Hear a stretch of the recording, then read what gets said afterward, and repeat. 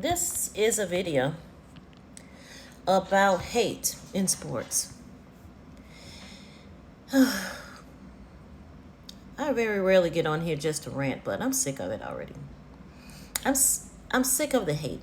It's so much hate, but it's so much hate that even with my son, I call myself D1 Mom, but that's who I am. Introducing, hello. Um, my son is a D1 athlete. He played at Texas, and now he's at Colorado with Deion. And so now this subject of hate just keeps coming up, you know.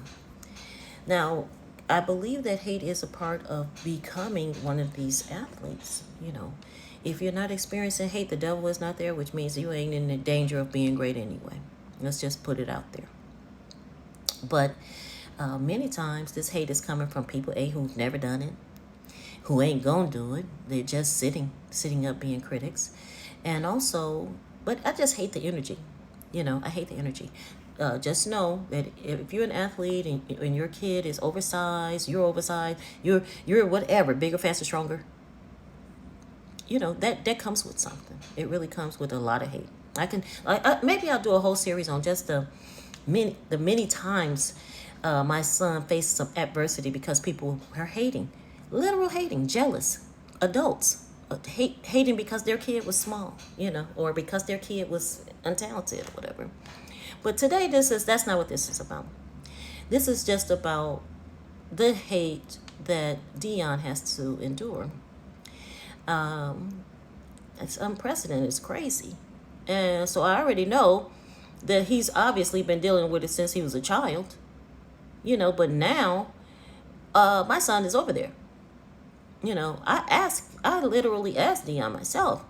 I said, tell me how you're going to prepare him to be on a hated team.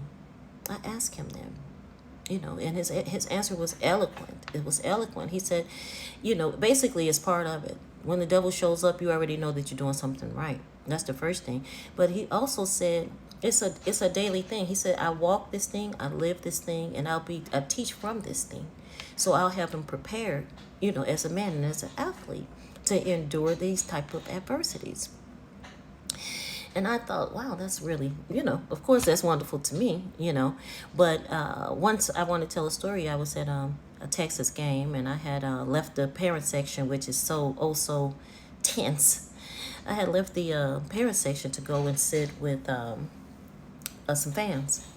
And these people were delightful to me, And then once they flashed the Colorado score up on the board, and they were losing. And these people that I was with, they cheered like mad people. I was like, dang. I said, why are you cheering for this? I said, that don't have any bearing on our game or who we are in our conference or anything.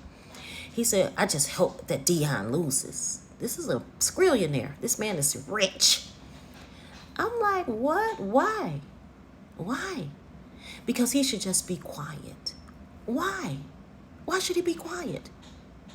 The devil is loud.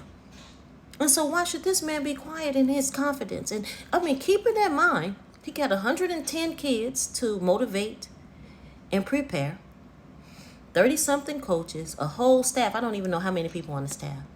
And not to mention keep himself motivated. Then when he goes to the press, he has to be cognizant of every person in the press. Come on, Michael A. Smith. What is that? Stephen A. Smith. Why are you mad because Deion doesn't want to talk to certain sports reporters? He shouldn't have to. He should be able to speak to whomever he wants to speak to. So this man made a decision to talk badly about this man. And so he can make a decision not to talk to him again. It doesn't matter if this is part of his job. It doesn't matter if he was braggadocious last year on his team, a team that he was given and had to do the best he can. Now this team, I'm expecting him to do a little bit better. Not a little bit, a lot better. So he can talk less and show more. But why he gotta be nice to the reporters? This same reporter could have just been nice. He doesn't have to stick with what's going on.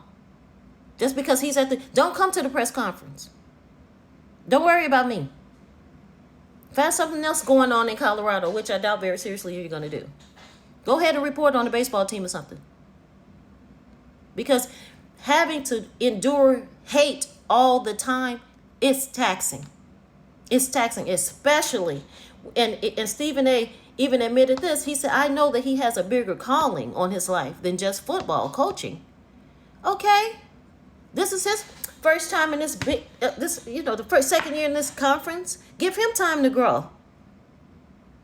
Sure, we've all grown up watching him, and he's deliberate on every point. So we don't have any grace. Sure, don't have any grace. Don't have any grace. But it's not going to take away from the fact that just because he doesn't want to deal with you, he doesn't have to. And any of these kids. And not the Deion's a kid, excuse that. But the fact of the matter is, every kid on all these teams who are prolific athletes, they're being hated and loved all at one time. I would go so far to say probably hated more than loved.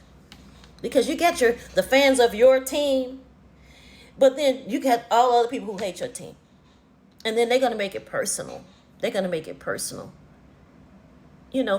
hate, I just can't deal with it. I can't deal with it because quite frankly, we're used to being on a beloved team. Living in Texas, UT, Big 12 championship, first season out the gate, we in the championship game, got a ring. Nobody likes that. Even my son's friends don't like him because of that. But some of that, when it's amongst themselves, athletes aren't even supposed to like each other. Remember, I'm part of the Bulls era, the Bulls run. Okay, we don't like Detroit, and quite frankly, I don't like anything that comes out of Indiana, except for my best friend. That's how we raised. We raised to have some kind of sports hate, But is it real? Some people go too far when they make it real. It's just rivalries. Believe me, the owners of these teams all love each other. They do not care. I know some of us still think that the colleges aren't owned, but they are. So get over it. Stephen A., shut up. Well, I want to say shut up. I'm sorry. I love you, Stephen A. Stephen A., give Deion some grace. It should be, and that's another thing, there should be some reporters giving Colorado some grace. Not just clickbait wanting them to lose. Come on, it has to be more than just celebrities and black people, and I love us, that's rooting for them. It has to be. Go Skull Buffs. I don't even have their hand movements together. I'm definitely not going to be doing this. I don't think anyway. But I know they're going to win. And then what? What side you going to be on? You going to hate or you going to love? I choose love every time.